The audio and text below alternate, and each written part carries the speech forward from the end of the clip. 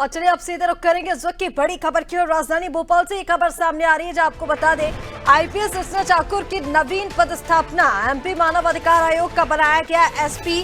गृह विभाग ने जारी किया आदेश। आपको बता दें मध्य प्रदेश मानव अधिकार आयोग का एसपी आईपीएस रचना ठाकुर को बना दिया गया है। आईपीएस रचना ठाकुर की नवीन पदस्थापना हुई है, जिन्हें एमपी मानव अधिकार का एसपी बना दिया गया है। गृह विभाग ने ये आदेश जारी किया है।